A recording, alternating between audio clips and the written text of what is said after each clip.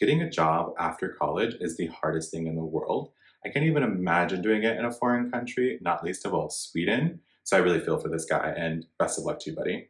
Can someone tell me what a radiographer is? All I know is that it sounds super specialized. And as you can see from these generous comments on Reddit, it seems that this person is going to have to do a little bit of heavy lifting in order to do whatever that is here in Sweden, which includes learning the language, which, let me tell you, is not easy. But on the bright side, their husband is an electrician, which is a very nice job here in Sweden. In fact, the last electrician I met had a summer house in Spain. So yeah, these people, when they move back to Sweden, they'll be fine. And according to the Swede, it's also hard for them too. Sweden's technically in a recession, so getting a job here is just really difficult right now. Hey, and welcome to Managing Expectations. My name is Victor, and I'm an American living here in Stockholm. And it's come to my attention that there are a lot of Americans who are looking to move to Europe, which, according to a source in the UK, Americans searching moving to the UK has spiked 900% following the election in the US back in November. And in that same report, the UK was topped by Canada of around like 2,000% increase in searches to moving to Canada, which I guess isn't surprising because it's so close and there are parts of Canada that are a lot like Europe. And if you are one of those Americans looking to move abroad, you've probably also have come across these top 10 happiest countries lists. You'll notice that the Nordics make up the top 10 of these lists. You'll see that Sweden is in spot 4,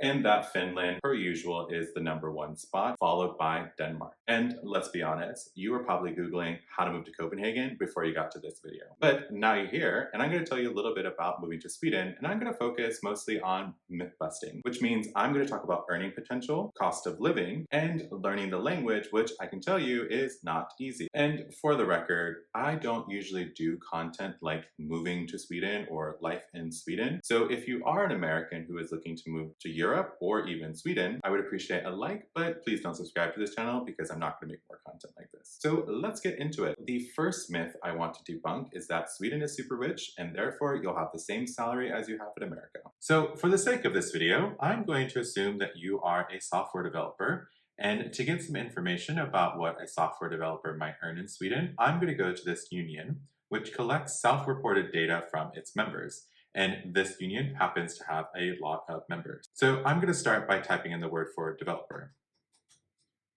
And since Sweden is known for having a really great gaming industry, it's also an industry that has jobs not only in Stockholm, but the 2 other largest cities in Stockholm. So I figure this might be a good example.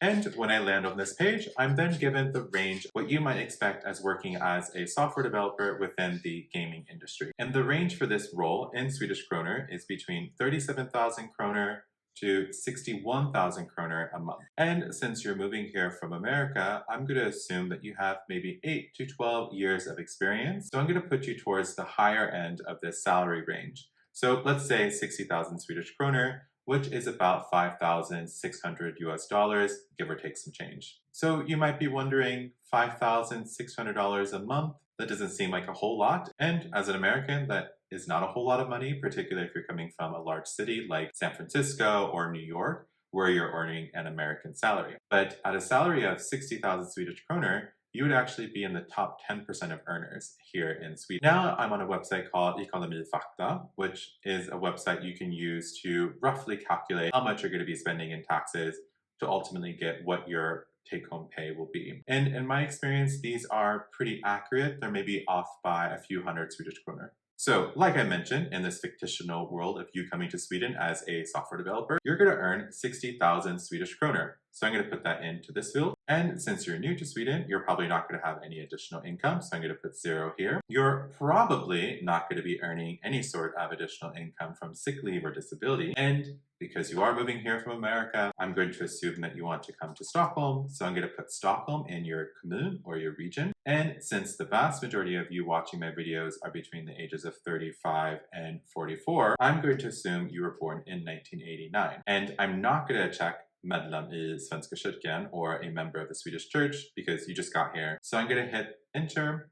And now I know that I'm going to expect roughly 44,501 Swedish kroner a month, which is roughly 4,200 US dollars. Great. So now we know that you're a software developer earning 60,000 Swedish kroner and your take-home pay is about 44,500. You're going to need a place to live. So let's find you an apartment. And you're probably going to want to live in the city center, which, as someone who has been in an episode of House Hunters International, where the whole storyline of our episode was me wanting to move to the countryside and my now husband wanting to move to the city center, I can actually say that moving to the city center is a good idea. So let's stick with that. And you have probably read that finding an apartment online in Stockholm is impossible. And let me just say that it is completely possible. There are tons of apartments for rent. The big caveat here is that it is expensive relative to how much you earn every month. And in my episode of House Hunters International, me and my husband decided to move into this northern part of the city, which is roughly Norrmalm, Östermalm, and Vasasstaden, or Vasastan. And since you are probably going to move to Sweden with a partner,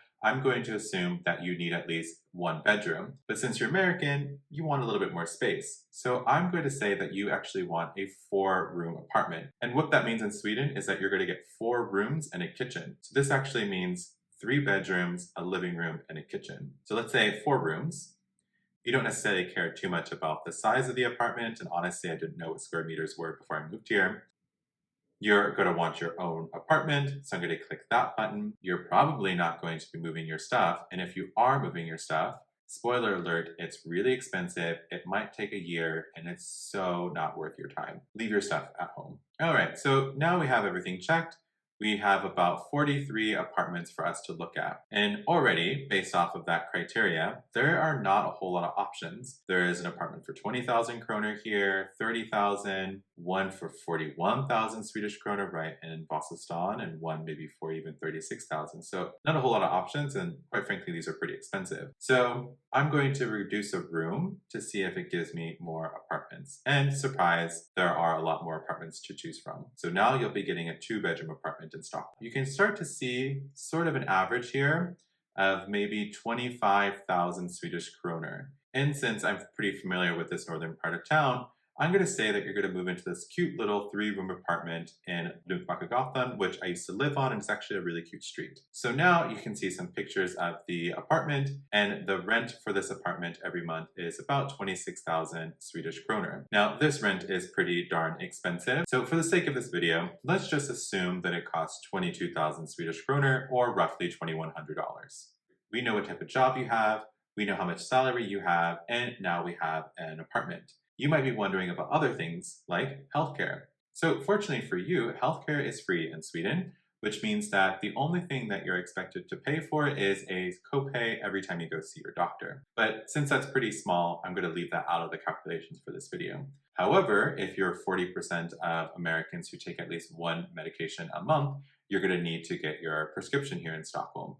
And prescriptions can be sort of costly in Sweden, but for the sake of this video, I'm going to assume both you and your metaphorical partner who's coming with you are going to spend about 300 Swedish kroner a month, or about 28 US dollars. And as you see on the screen, the amount that you will spend on your prescription will decrease as you spend more. So the intent is, if you spend a lot on your healthcare, that you'll come to a point where you reach a cap and you no longer have to pay for your medications. But at almost 3,000 Swedish kroner, that's a whole lot of medication, so you're probably not going to reach that cap. And dental care in Sweden is super expensive. I'm going to assume that you and your partner are going to get your teeth cleaned at least once a year, which means each of you are going to pay roughly 2,500 Swedish kroner, or about 5,000 Swedish kroner a year to get your teeth cleaned. So let's assume you put away some money every month so that when you have to pay that bill, it doesn't come as a surprise. That means you're roughly going to be putting away 500 Swedish kroner, or 48 US dollars a month. And your partner is probably not going to get a job in their first year in Sweden. And since the vast majority of my viewers are men, I'm going to assume your partner is a woman, and that in this time of your partner not working, you two decide to have a kid. And fortunately for you, full-time daycare in Sweden doesn't cost as much as it does back in the US. In fact, it costs about 1,700 Swedish kroner a month to send your child to full-time daycare. So now we have an imaginary apartment, we have your healthcare sorted, we have your dental sorted, we have your medication sorted, and if you decide to have a kid, you know how much you're going to have to pay for daycare. And all of those expenses have already eaten into a pretty large chunk of your salary. But there are still a few things missing from your budget, like groceries, dining out, and even travel. So let's look at that. Groceries in Sweden are really, really expensive. And let's add a few things to our cart to see what we might be spending for maybe a couple days of groceries. So the first thing we need is probably some bread. You're gonna need some butter to put on that bread. You're gonna need some coffee beans. Let's add some milk to add into that coffee. Let's add a little bit of mineral water or bubble water because Americans are very hydrated. So I'm gonna put 6 bottles of San Pellegrino. And we can see that the total for the shop is 924 Swedish kroner, or roughly about $90. And that's just going to be the cost for maybe 3 days. You're probably used to going out to maybe even 3 times a week, but let's assume that you're only going to go out twice a week. And here is a fantastic Swedish restaurant in Södermalm called Pelikan. And since you just moved to Sweden, I think you're probably going to want to try the Swedish meatballs or köttbullar. But you might also have heard of these shrimp sandwiches that are really popular here. So you're going to order one of those as your appetizer, and you're going to spend 275 Swedish kroner for a large plate that you two can share. But you're probably going to need something to wash that all down. Let's pick out this nice IPA, or an IPA as they say here in Sweden. So with an appetizer, 2 mains, and let's say 4 beers, 2 for each of you, that's going to cost about 1,200 Swedish kroner per dinner. And since you're doing that a couple times a month, that can quickly add up. And of course, there are other expenses like getting a phone, maybe your internet, traveling within the city, and I will put all of those up on the screen. But as you can see, your Swedish salary of 60,000 Swedish kroner per month doesn't get you too far here in Stockholm. And in fact, if you want to have the same sort of lifestyle that you have back in America here in Stockholm, you're going to have to earn a lot more money, which is not always possible. So you'll have to make some changes to how you spend your money.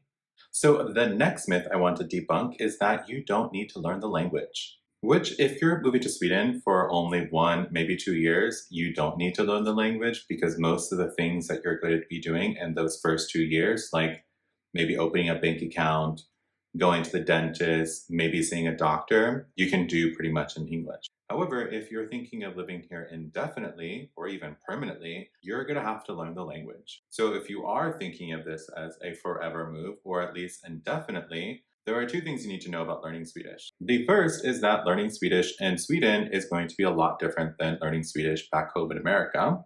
And secondly, the language is difficult. So I mentioned that language learning in Sweden is a little bit different than back in the US. And what I mean by that is when we learn a language, whether it was in high school or even in college, we're literally taught the language as if we are children, which means you probably had an assignment that looked like this. You got an illustration of a kitchen and you were expected to write in the names of a chair, a stove, a refrigerator, in whatever language you were learning. And before I moved to Sweden, I thought that is just like how you learn a language, but I was wrong. You're not just taught grammar, grammar, and some more grammar like we're taught in America. You're treated as an adult learning a language, which is fundamentally a very different thing. In Sweden, you are not handed an illustration of a kitchen and expected to write in what all the words mean in Swedish. No, in Sweden, they're going to ask you to write an essay in Swedish, which means someone like me who has taken all of the free Swedish classes here in Stockholm, I have a wildly uneven vocabulary.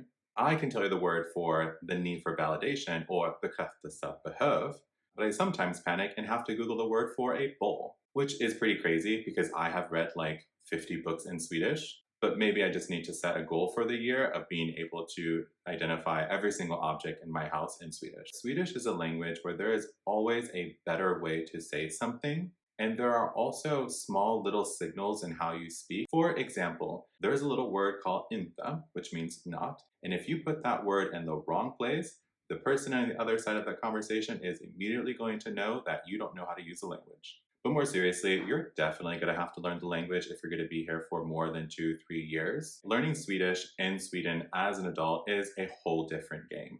Things like buying an apartment or even getting insurance are strictly done in Swedish. So not knowing the language makes those experiences much more difficult. And ultimately, you're going to feel like you are making decisions without all the information, which doesn't feel good, particularly when buying an apartment and you're spending so much money. And the last myth I want to debunk is that getting around Europe is so easy by train, by car, or even by plane. And I would like to remind you that Sweden is very far away from continental Europe, which getting from Stockholm to Copenhagen, which is the closest city on the continent, takes about 5.5, 6 hours if you're lucky. And if you want to fly to Barcelona or Madrid or even Lisbon, that is an easy 4 to 5 hour flight, which is the equivalent roughly of flying from San Francisco to New York. So let's assume that you decide on going to a warm place in winter and you land on Barcelona. Getting to Barcelona is probably going to cost you about 6,000 Swedish kroner for a round trip ticket for you and your partner. And when you land in Barcelona, you're going to realize, oh shoot, I have this currency called the Swedish kroner. So everything's going to cost a little bit more, even if the last time you were in Europe on your American salary, you thought, geez, this was so cheap. Well, it's probably not going to feel that cheap now that you're earning a European salary, even if it's Swedish. But if you're thinking that your vacations in Europe are going to feel like the same vacations as you had when you were earning an American salary, that's not really going to be the case. You can still go to really nice restaurants and do a lot of activities. It's just going to be a different mix of what you might be used to before you moved here and earned a European salary. Do I think that moving to Sweden is worth your time? Absolutely. I think moving abroad generally is a good thing, and you're certainly going to learn a lot about another culture, but also about yourself. It's so hard to move abroad, but I do recommend not thinking about moving abroad as a permanent thing or a forever decision, or calling any place your forever home, because I think you're going to have really high expectations about that place that more likely than not, that place is not going to deliver on. So if you are going to move to Stockholm or any other place in the world, try it out for a year, maybe 2 years, maybe even 3 years, which is quite enough time for you to realize like if that place really suits your personality and your values in life. But definitely don't go into it thinking that this is going to be your forever home. That's too big of a decision, and life happens. Thank you for watching this episode of Managing Expectations. Don't forget to like this video.